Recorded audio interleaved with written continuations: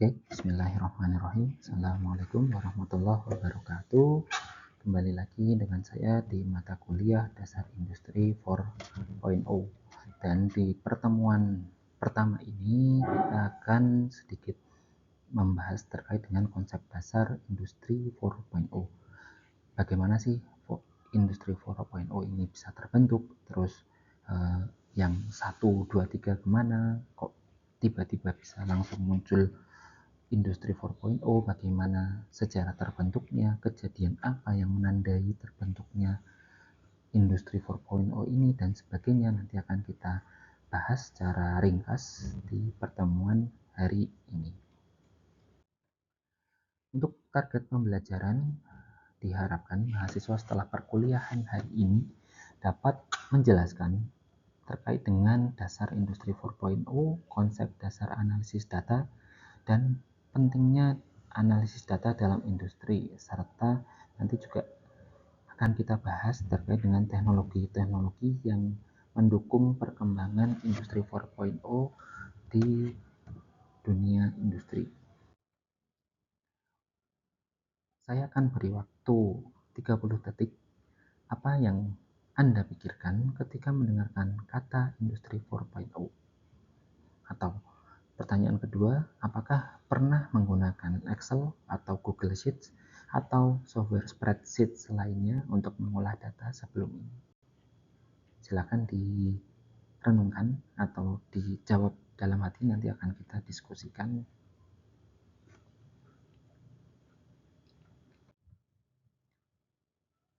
Nah, Industri 4.0 sendiri tidak langsung muncul begitu saja. Setidaknya ada 4 tahapan sebelum mulai terbentuknya Industri 4.0 ini. Jadi Industri 1.0 ditandai dengan diperkenalkannya mesin tenaga uap pada abad ke-18, sekitar tahun 1700-an. Jadi pada saat itu mesin uap mulai diperkenalkan, dan di sini fokus mesin uap ini adalah untuk menggantikan pekerjaan yang sebelumnya dilakukan dengan tangan. Jadi gerakan-gerakan yang bisa dilakukan dengan mesin semuanya akan digantikan. Misalnya contoh untuk menggiling padi atau untuk memeras sari-sari alam dan sebagainya. Jadi setiap gerakan tangan atau pekerjaan tangan yang dia sifatnya berulang-ulang itu bisa digantikan menggunakan mesin uap ini. Dan mesin uap ini pada dasarnya adalah dia menggunakan pemanas atau heater yang untuk memanaskan air, dan air ini pada temperatur tertentu dia akan berubah fase menjadi uap, di mana uap ini memiliki tekanan yang bisa mendorong sudu-sudu turbin. Jadi kalau mungkin digambarkan, di sini ada semacam boiler, atau di sini ada sumber bahan bakarnya, lalu di sini ada tangki untuk menyimpan air, dan tangki ini nantinya akan mengalirkan uap menuju sudu-sudu turbin. Nah, di sini adalah turbin uap. Jadi uap yang keluar daripada boiler dia akan masuk ke sudu turbin, dan turbin ini akan berputar. Dan dari putaran ini dia akan bisa kita gunakan untuk menggerakkan misalkan mesin penggiling padi atau mesin-mesin yang konvensional seperti mesin waktu itu mesin mobil mungkin. Nah, di sini bahan bakarnya tidak hanya menggunakan batu bara saja, tapi bisa juga menggunakan diesel atau solar pada waktu itu. Dan mesin solar ini yang nantinya menjadi cikal bakal terciptanya mobil pada zaman itu.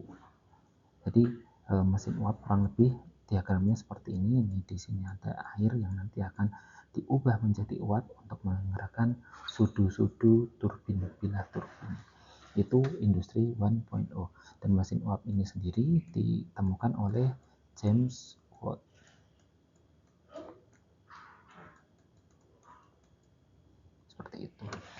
Lalu setelah industri 1.0 ini mulai menjamur, mesin-mesin uap mulai banyak digunakan, lalu kita beralih ke stage selanjutnya, yaitu industri 2.0, di mana ini tercetuskan pada abad 19.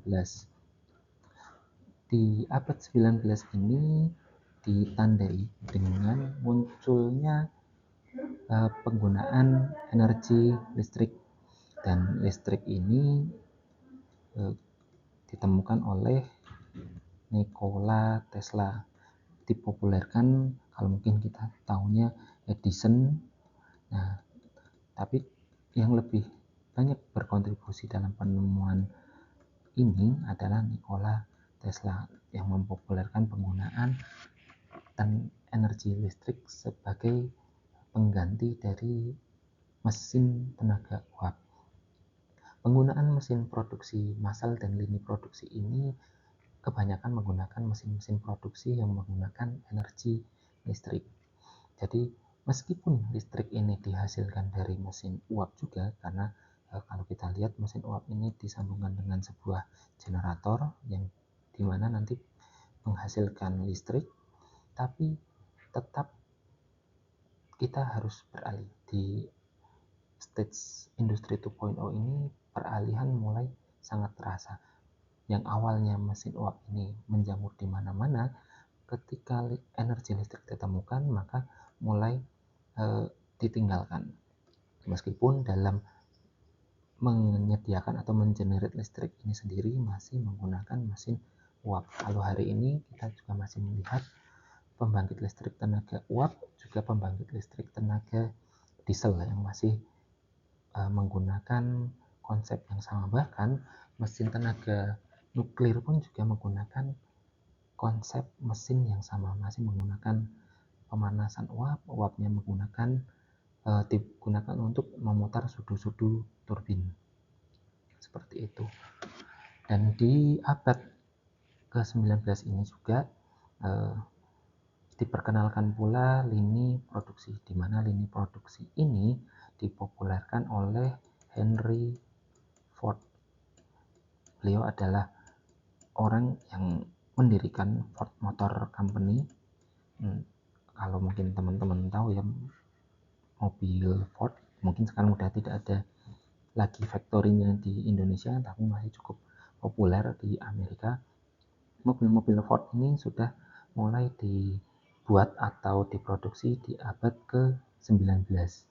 Jadi, nah bagaimana sih Henry Ford ini berkontribusi pada pembuatan atau pada tercetusnya industri 2.0 ini? Jadi Henry Ford ini pada awalnya memproduksi sebuah mobil. Satu mobil itu bisa memakan waktu 12-24 jam untuk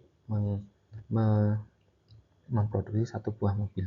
Lalu beliau berpikir bagaimana caranya biar produksi ini bisa lebih efisien. Lalu beliau mencoba untuk menggunakan sebuah conveyor atau lini atau jalur sehingga mobil itu bergerak. Jadi mungkin di sini rangkanya, di sini pemasangan mesinnya, di sini pemasangan rodanya, di sini pemasangan bodinya. Jadi yang bergerak adalah produknya, bukan manusianya. Dan ternyata ketika menggunakan skema lini produksi ini, produksinya bisa memangkas waktu yang awalnya 12-24 jam untuk satu buah mobil, bisa hanya dalam 1 jam saja untuk satu buah mobil. Jadi kurang lebih efisiensinya bisa sampai 1200%, bahkan lebih. Itu yang dilakukan oleh Henry Ford. Dan kenapa Henry Ford ini menciptakan lini produksi ini? Ya jelas karena demand pada saat itu sebagai mobil pertama yang mungkin yang ditemukan atau bisa beroperasi, demandnya sangat tinggi. Sementara supply yang tersedia, SDM yang tersedia waktu itu sangat terbatas. Jadi harus bagaimana caranya dengan SDM yang tersedia, supply bahan baku yang tersedia, bisa mengefisienkan, bisa mengoptimalkan produksi sehingga semua permintaan bisa terpenuhi. Oke, kita lanjut ke industri 3.0 atau industri 3.0. Nah, mungkin ini yang masih banyak kita gunakan sampai pada hari ini, yaitu dengan ditandainya penggunaan mesin-mesin otomasi dalam kegiatan industri. Kalau mungkin sekarang kita gunakan mesin CNC ya, kita lakukan pemrograman, maka mesin yang akan menjalankan pekerjaan kita untuk kita. Jadi kita hanya tinggal memasukkan program, maka mesin akan jalan sendiri sesuai dengan program yang kita buat. Nah, di sini mungkin tidak hanya menggunakan program, tapi dibantu juga dengan sensor serta aktuator. Termasuk mungkin ini ada sebuah ilustrasi, yaitu gambar tangan robot yang dia biasanya menggunakan program-program untuk melaksanakan pekerjaannya. Nah, kalau di industri furniture sendiri biasanya masih kebanyakan masih berada di industri 2.0 atau beralih ke industri 3.0. Jarang sekali yang mereka sudah menggunakan 4.0.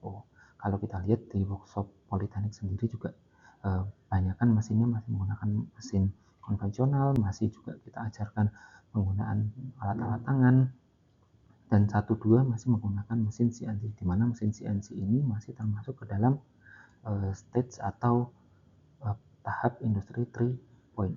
Lalu apa bedanya nanti dengan industri 4.0? Yang membedakan adalah di industri 3.0 ini manusia masih bertugas untuk memberikan input kepada mesin.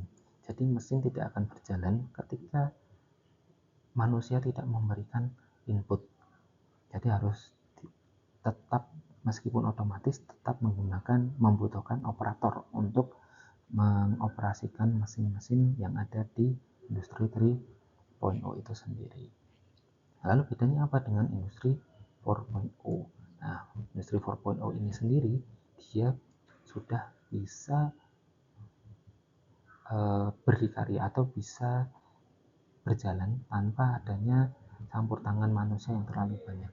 Jadi inputannya dari mana? Inputannya adalah dari mesin lain. Mesin lain memberikan inputan, lalu dia akan masuk ke mesin selanjutnya. Mesin selanjutnya akan memberikan feedback ke mesin selanjutnya. Jadi dia membentuk sebuah ekosistem yang membentuk sebuah ekosistem di mana mesin ini dapat bekerja tanpa ada banyak intervensi dari manusia. Dan manusia ini kapan dibutuhkan?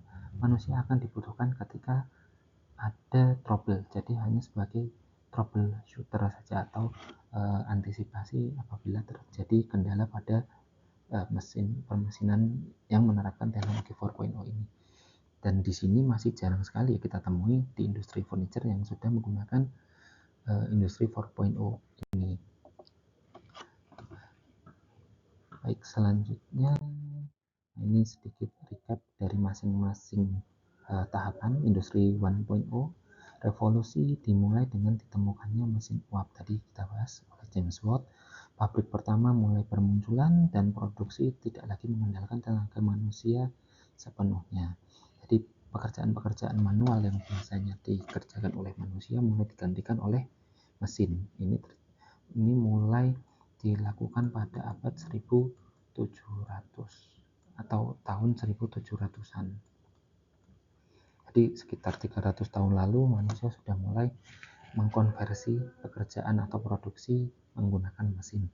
Dan di sini fokus dari industri 1.0 ini adalah memekanisasikan pekerjaan yang awalnya pekerjaan tangan menjadi pekerjaan yang menggunakan mesin. Meskipun mesin yang digunakan kembali lagi adalah mesin uap, di mana mesin uap ini sendiri kalau kita lihat ya, hari ini masih menjadi kendala menjadi isu di lingkungan, karena mau nggak mau mesin uap akan menimbulkan polusi yang sangat banyak.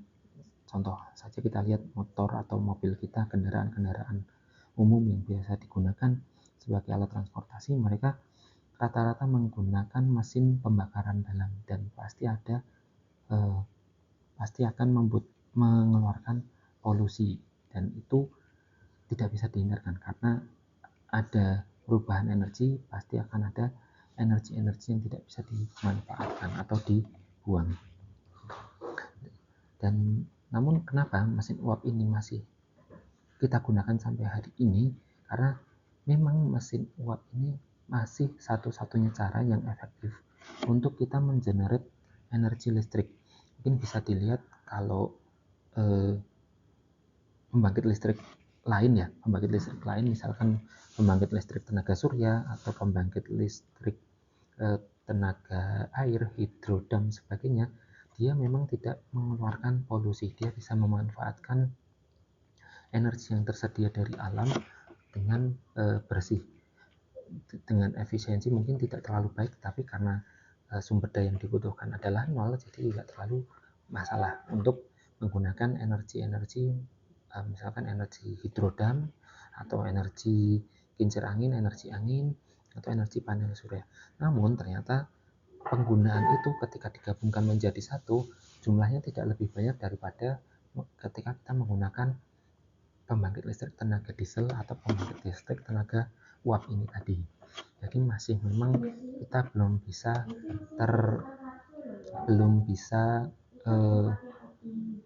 100% bermigrasi untuk menggunakan mesin listrik ini. Masih tetap menggunakan mesin uap setelah 300 tahun ini. Nah, selanjutnya industri 2.0 ini sendiri, di mana listrik menggantikan tenaga uap. Meskipun listrik ini masih mengambil dari tenaga uap untuk mengenerate, tapi secara praktik dia lebih mudah untuk digunakan. Kalau kita lihat ya, mesin-mesin di workshop politeknik ini sudah semuanya menggunakan mesin listrik, karena memang tenaga atau polusi yang dikeluarkan untuk mengenerate listrik itu sudah di cover oleh pembangkit listriknya. Jadi kita tidak perlu menghandle atau kita tidak perlu berinteraksi dengan polusi yang dihasilkan oleh mesin-mesin pembakaran dalam. Beda kalau dengan misalkan motor kita kan kalau kita nyalakan akan keluar polusi. Kita harus menghandle polusi yang muncul dari pembakaran motor kita. Dan di motor listrik ini kita tidak perlu berurusan dengan polusi itu. Tadi juga sudah disampaikan bahwa di industri 2.0 ini adalah ditandai dengan munculnya lini perakitan atau assembly line yang muncul pertama kali digagas oleh pabrik Ford Motor Company, oleh Henry Ford tadi ya. Nah, fokusnya di sini adalah bagaimana cara kita mengefisiensikan dan meningkatkan kuantitas dari produksi kita. Jadi percaya atau nggak percaya, penggunaan motor listrik itu lebih efisien dan lebih mudah digunakan dibandingkan dengan mesin-mesin tenaga uap. Ketika kita bicara tentang mesin-mesin yang digunakan di sebuah pabrik manufaktur seperti itu. Dan munculnya assembly line ini, dia fokusnya adalah untuk meningkatkan efisiensi, karena tadi sudah kita bahas ya, yang mobil satu awalnya perlu 12 jam untuk memproduksi, sekarang hanya menjadi 1-1,5 jam saja. Dengan efisiensi berarti meningkat sekitar 1200%. Itu terjadi di tahun sekitar abad ke-19, 1800 something. Selanjutnya adalah industri 3.0, di mana komputer dan teknologi informasi mulai digunakan. Kalau teman-teman mungkin pernah melihat film The Imitation Game, di mana Alan Turing mulai membuat yang nantinya menjadi cikal bakal komputer di masa depan. Jadi dia menggunakan mesin-mesin programming untuk waktu itu digunakan sebagai alat deteksi komunikasi musuh waktu itu, dan sampai hari ini masih dikembangkan, dan programming yang dikembangkan oleh Alan Turing itu masih kita gunakan sampai hari ini dalam pembuatan komputer atau pembuatan laptop yang kita pakai sehari-hari. Nah, di industri 3.0 ini sendiri yang menjadi fokus adalah mulainya otomatisasi pada proses industri atau proses produksi. Jadi yang awalnya kita menggunakan motor listrik atau mesin-mesin yang menggunakan energi listrik, kita masih harus mengoperasikan, kita harus masih menggunakan alat-alat bantu untuk mengoperasikan mesin. Di sini kita hanya perlu memasukkan program. Jadi otomatisasi ini biasanya menggunakan robot bisa robot otonom. Dan robot otonom ini salah satu yang mungkin sering kita jumpai adalah mesin CNC. Jadi mesin CNC ini sebenarnya belum bisa dibilang teknologi 4.0, dia masih berada di teknologi 3.0, di mana pada dasarnya dia masih membutuhkan manusia untuk memberikan program atau memberikan inputan kepada dia agar dia bisa berjalan. Dan di industri 3.0 ini mulai muncul otomatisasi yang masih membutuhkan intervensi dari manusia. Jadi mesin satu dengan mesin lainnya belum bisa berkomunikasi secara langsung, masih harus menggunakan bantuan manusia. Dan industri 3.0 ini sendiri sampai hari ini masih banyak digunakan di manufaktur industri furniture di Indonesia, karena memang pada prakteknya untuk menerapkan sebuah teknologi 4.0 pada pabrik manufaktur membutuhkan investasi yang sangat tinggi. Bahkan beberapa industri mereka masih bergelut dengan mesin-mesin manual atau mesin-mesin stasioner yang mana itu masih pada tahap industri 2.0. Jadi masih sedikit sekali yang menerapkan industri 3.0 ini, apalagi industri 4.0. Nah, kita mulai masuk ke pembahasan industri 4.0. Bedanya dengan 3.0 adalah semua sistem atau permesinan terintegrasi lewat internet dan big data. Sorry, ini translasinya. Big data. Mesin saling berkomunikasi menggunakan Internet of Things dan mengambil keputusan secara otomatis dengan menggunakan artificial intelligence, di mana AI ini ya, kalau teman-teman tahu, mereka menghimpun data-data historis dari masa lalu sebagai makanan mereka untuk kemudian mereka olah menjadi keputusan secara otomatis. Jadi misalkan pada data historis yang sudah lalu ada kejadian A, B, C, D, E, F, dan dari situ mereka belajar kejadian mana yang paling memberikan dampak atau memberikan keuntungan paling besar dan sebagainya. Jika kita mengambil keputusan A, B, C, apa yang akan terjadi dan sebagainya. Mereka sudah menghimpun data historis yang cukup banyak sehingga bisa mengambil keputusan.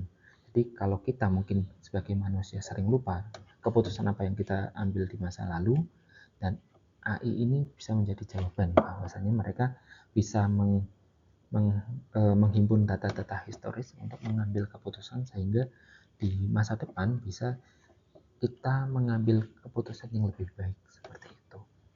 Di sini adalah fokusnya untuk produksi pintar. Jadi produksi yang mana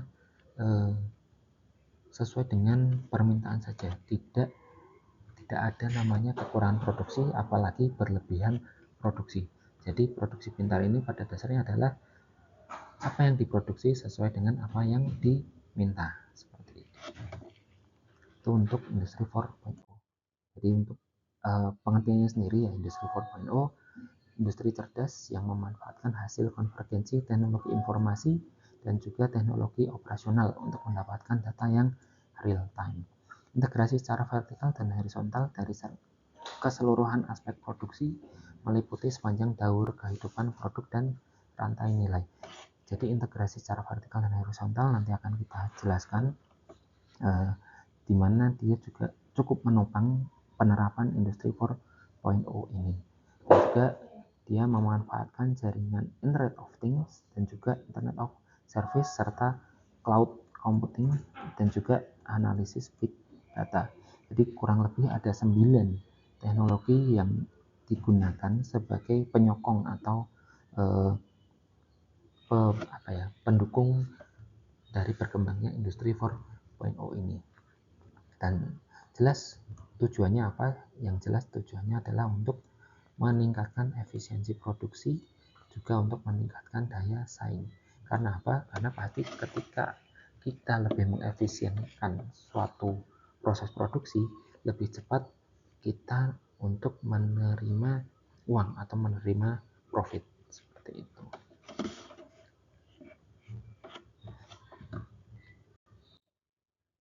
Nah, kurang lebih akan ada 9 yang akan kita bahas. Yang pertama adalah robot otonom. Ini yang tadi sudah kita jelaskan terkait dengan otomasi di sistem produksi ya.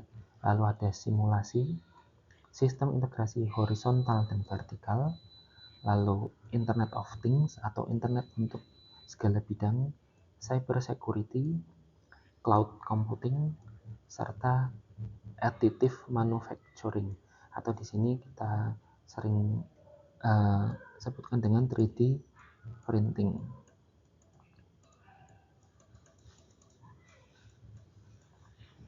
Lalu juga yang sebagai pendukung salah satunya adalah augmented reality. Kalau teman-teman pernah main Pokemon Go, itu salah satu contoh dari penerapan augmented reality. Ini juga bisa kita sandingan ya dengan virtual reality. Jadi mereka mempunyai semacam konsep yang sama. Lalu yang terakhir adalah big data. Di sini kita di mata kuliah ini terutama kita akan lebih fokus bagaimana kita belajar mengolah big data. Mungkin kita tidak akan belajar mengolah big data secara langsung, tapi kita akan belajar terkait dengan basic-basic. Bagaimana sih pengolahan data itu, bagaimana sih pengolahan data meskipun dalam jumlah yang kecil. Jadi kita mulai dulu dalam jumlah yang kecil menggunakan software spreadsheet. Karena kalau big data biasanya software spreadsheet ini kurang mumpuni. Big data ini biasanya diselesaikan menggunakan software programming yang mana dia bisa mengcover data dalam jumlah yang cukup besar. Nah, yang pertama adalah big data atau analisis data yang kumpulan datanya ada dalam jumlah yang besar. Kapan data itu dikatakan jumlah yang besar? Nah, ketika sudah tidak mampu diselesaikan dengan software spreadsheet. Biasanya indikatornya seperti itu. Jadi di spreadsheet sendiri kalau tidak salah dia ada batas kolom atau batas baris yang bisa dihitung. Jadi kalau sudah tidak mampu diselesaikan oleh software spreadsheet ini, biasanya sudah termasuk dalam data yang berjumlah besar atau big data. Nah, big data ini sendiri biasanya didapatkan dari smartphone kita, yang mana dia mempunyai akses untuk melihat lokasi kita, melihat transaksi kita, melihat mungkin percakapan kita di sosial media, melihat mungkin isi galeri kita. Jadi dia bisa menghimpun data sebanyak-banyaknya, di mana dari data itu dia bisa tahu profil atau kepribadian kita seperti apa. Sehingga jangan heran ketika dia tahu profil kita, dia tahu iklan yang akan muncul, terus tren yang mungkin akan terjadi setelah ini, terus teknologi apa yang akan dipasarkan dan sebagainya. Dan informasi ini bagi orang-orang yang tahu cara menggunakannya ini seperti emas atau berlian. Jadi orang-orang yang paham informasi ini dialah yang nantinya akan memegang pasar. Nantinya mereka akan memegang bisa meraih keuntungan sebanyak-banyaknya seperti itu. Nah, nanti akan kita coba bahas lebih lanjut terkait dengan analisis dari data-data ini. Mungkin kita tidak akan langsung terjun menggunakan big data, tapi menggunakan data-data produksi atau data-data yang sifatnya lebih kecil seperti itu. Ini sedikit terkait dengan kapan sih data itu dikatakan besar. Yang pertama ketika velocity atau kecepatan berubahnya sangat tinggi. Detik ini dengan detik berikutnya datanya sudah berubah, detik ini dengan detik berikutnya sudah berubah. Lalu volume data yang digunakan sangat besar, misalkan satu populasi Indonesia gitu ya, data satu populasi Indonesia itu kan data yang cukup besar dan membutuhkan resource atau sumber daya untuk bisa menghitungnya. Lalu ini di sini sebenarnya variasi atau variasi dari data yang dihasilkan. Dan veracity ini adalah terkait dengan reliability atau seberapa bagus sih, seberapa bisa kita bergantung atau seberapa terpercayanya data itu. Jangan sampai data yang kita gunakan adalah hoax. Nah, yang data-data yang sangat kita hindari, karena ketika data hoax, data yang benar saja ketika kita salah interpretasi, maka hasilnya akan fail. Apalagi ketika kita menggunakan hoax untuk mengenerate keputusan, itu nanti akan berakibat fatal, baik dalam kehidupan pribadi kita atau mungkin nanti ketika teman-teman sudah bekerja di industri atau di perusahaan. Selanjutnya adalah value. Nah, seberapa besar sih value ini, value untuk atau seberapa berharga sih data ini. Apakah data yang besar itu pasti berharga? Belum tentu, karena bisa jadi data yang besar tapi diambilnya beberapa tahun yang lalu sudah tidak relevan ketika kita gunakan untuk mengambil keputusan pada hari ini, sehingga value ini sendiri biasanya lebih terkait dengan seberapa up to date data yang sudah kita uh, buat atau data yang kita gunakan ini. Nah, selanjutnya teknologi selanjutnya adalah robot otonom atau robot otomatis, di mana dia dapat berinteraksi satu sama lain dan bekerja berdampingan. Mungkin untuk contohnya ini adalah sebuah automatic guided vehicle, di mana dia digunakan untuk membawa barang-barang secara otomatis. Dia bisa mengambil barang dari gudang, ini gudang ya, dari rak-rakan, bisa membawa menuju ke mesin produksi yang seperti ini. Jadi bisa dibilang tenaga atau waktu yang digunakan untuk mentransport material dari stasiun kerja satu ke stasiun kerja, misalkan dari gudang menuju ke permesinan ini, dia bisa menghemat waktu. Jadi tidak membutuhkan pekerja atau tidak membutuhkan waktu untuk bisa memangkas waktu dan bisa memangkas tenaga seperti itu. Jadi ini adalah contoh robot yang digunakan untuk membawa barang-barang dari gudang ke permesinan atau dari satu stasiun kerja ke stasiun kerja selanjutnya. Dan yang satu ini adalah mesin robot otonom, biasanya digunakan untuk proses produksi, atau kalau di sini sebenarnya ini mesin las ya, mesin las yang biasa digunakan di pabrik, biasanya pabrik mobil atau pabrik otomotif yang dia banyak menggunakan pengelasan sebagai untuk menyambung beberapa komponen seperti itu. Ini simulasi. Simulasi adalah cerminan dunia fisik untuk mengembangkan model virtual mesin, produk, ataupun bisa jadi manusia. Kita modelkan untuk kita simulasikan. Kita lihat bagaimana manusia ini ketika nanti kita perlakukan, bagaimana dia akan bereaksi. Nah, di sini sebagai contoh adalah kursi ya. Kursi sebelum kita produksi, kita mau tahu kursi ini kuat nggak untuk menahan beban. Apabila kursi ini tidak kuat menahan beban, ya jangan kita produksi seperti itu. Kursi ini kuat tapi biayanya mahal, ya jangan kita produksi. Kita butuh simulasi ini untuk mengetahui batas kursi yang biaya produksinya paling murah tapi dia cukup kuat untuk menahan beban yang diberikan. Akan kita contoh ada beban dari sini maksimal 100 kilo, ternyata dia patah, maka kita berikan sambungan. Kita berikan sambungan, ternyata dia sudah cukup oke, maka kita coba naikkan menjadi 120 Newton. Apakah dia akan patah atau dia bisa menahan beban itu? Kalau dia bisa menahan beban, maka itu yang kita produksi dan sebagainya. Jadi mengapa simulasi ini perlu? Karena memang kita butuh gambaran sebelum kita produksi, apakah produk ini akan kuat ketika diuji coba langsung atau akan failure atau akan gagal.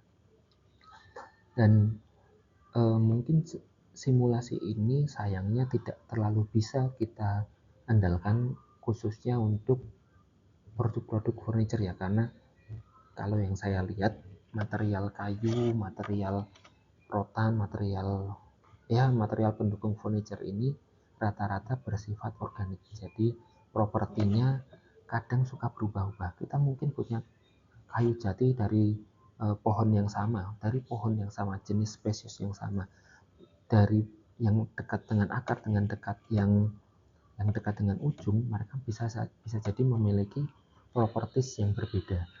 Dan bisa jadi ketika kita motong melintang dan kita potong sejajar dengan arah serat, dia bisa saja memiliki properti yang berbeda, sehingga sedikit tricky ya untuk menggunakan simulasi ini ke produk-produk furniture. Jadi harus hati-hati ketika menggunakan simulasi ini, sehingga biasanya kalau di industri furniture biasanya mereka langsung trial and error aja. Jadi udah dibuat lalu diuji coba secara langsung menggunakan pengujian destruktif. Jadi memang produknya dibuat, tapi biasanya memang ya sudah, cara yang paling efektif ya seperti itu, karena simulasi ini kurang bisa diandalkan ketika materialnya bersifat organik. Beda kalau menggunakan material-material yang sifatnya statis ya, misalkan menggunakan logam atau menggunakan plastik, di mana kita tahu propertinya seperti apa, dan biasanya antara satu material dengan material yang lain mereka memiliki properti yang serupa atau sama.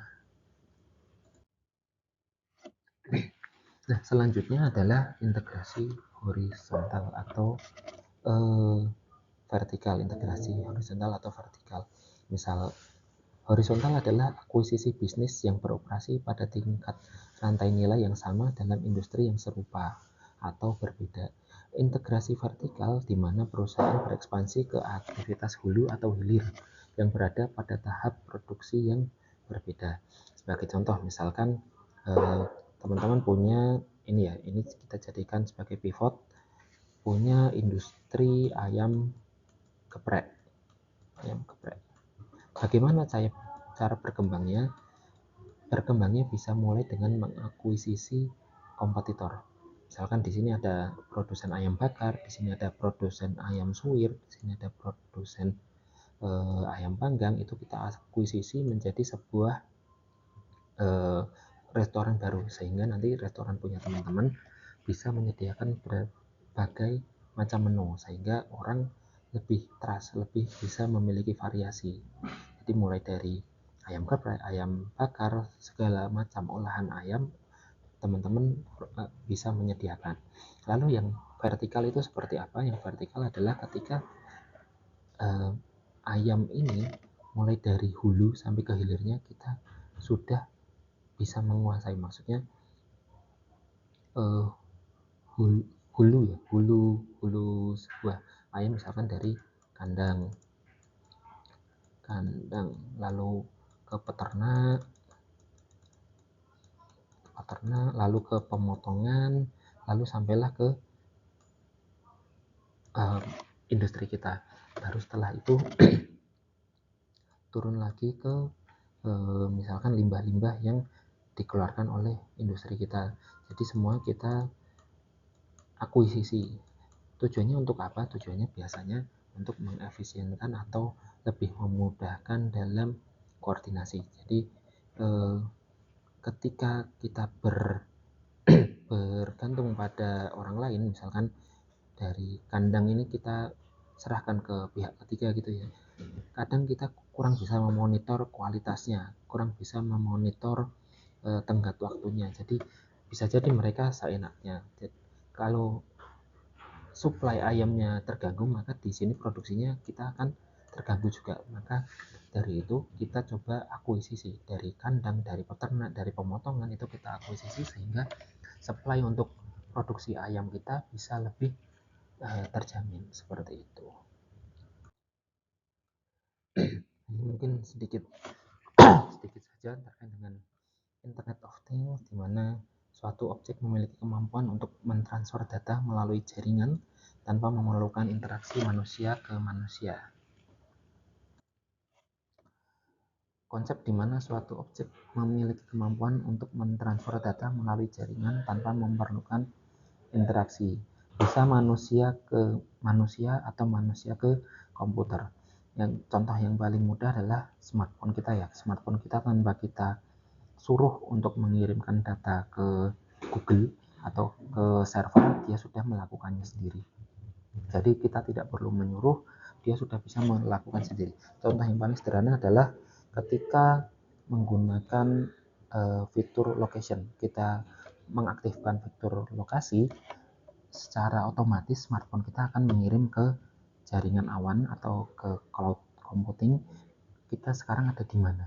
Jadi kita tidak perlu share log ke Google, kita tidak perlu share log ke siapapun, tapi Google bisa mengetahui.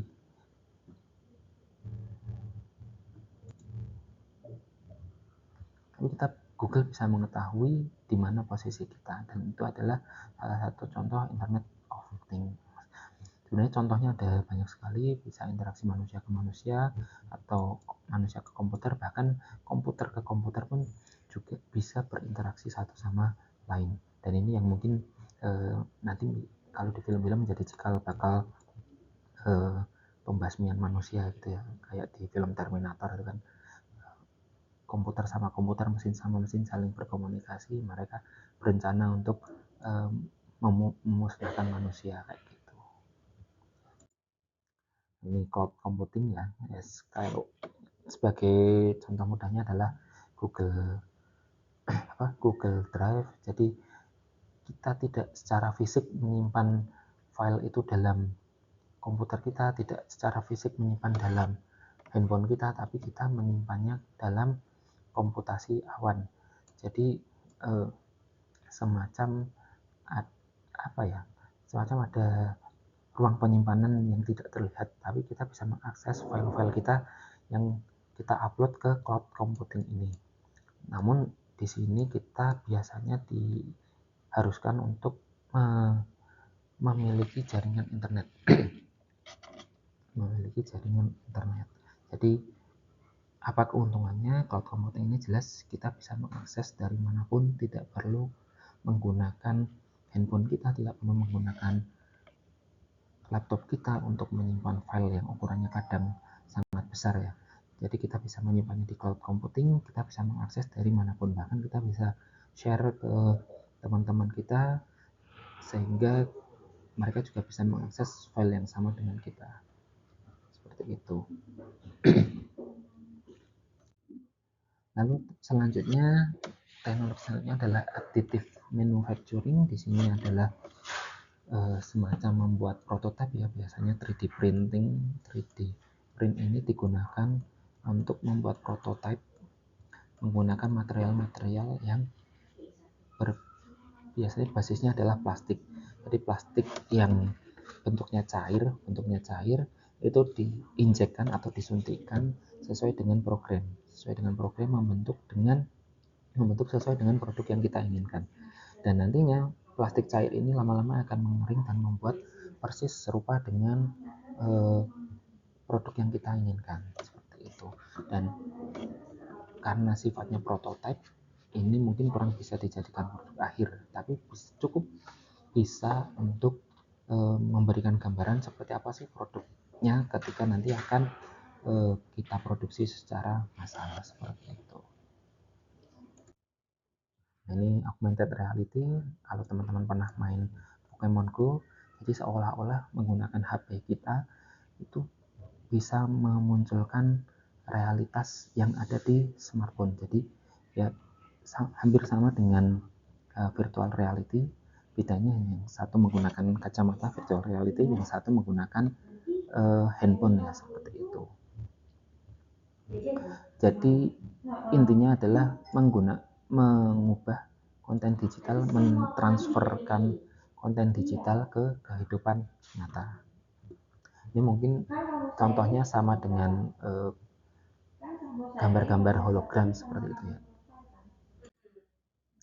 Terus yang terakhir adalah cyber security. Ini sebenarnya mau nggak mau tetap akan menjadi satu bagian yang tidak terpisahkan. Ketika pengembangan teknologi sudah cukup maju, maka keamanan cyber itu harus ditingkatkan, karena ya sering sekali terjadi peretasan data, terus data-data yang bocor sehingga data kita disalahgunakan dan sebagainya. Dan cyber security ini lebih kepada melindungi data personal kita sebagai manusia, seperti itu. Jadi ketika security-nya jelek, ya hak kita sebagai manusia, hak personal kita sebagai manusia, hak pribadi kita sebagai manusia akan terganggu. Contohnya saja kayak kemarin data-data kita bocor, ternyata cyber security yang digunakan oleh pemerintah sangat jelek sehingga bisa diretas dan data kita dijual ke pihak-pihak yang tidak bertanggung jawab. Jadi memang seiring dengan perkembangan teknologi, cyber security ini adalah suatu keniscayaan yang harus diperhatikan, seperti itu. Jadi ini adalah materi terakhir. Sayangnya di slide tidak ada slide tambahan. Jadi kita cukupkan sekian untuk kuliah hari ini. Apabila ada pertanyaan bisa ditulis di kolom komentar, nanti akan kita jawab di pertemuan selanjutnya. Baik, terima kasih atas perhatiannya. Assalamualaikum warahmatullahi wabarakatuh. Selamat siang.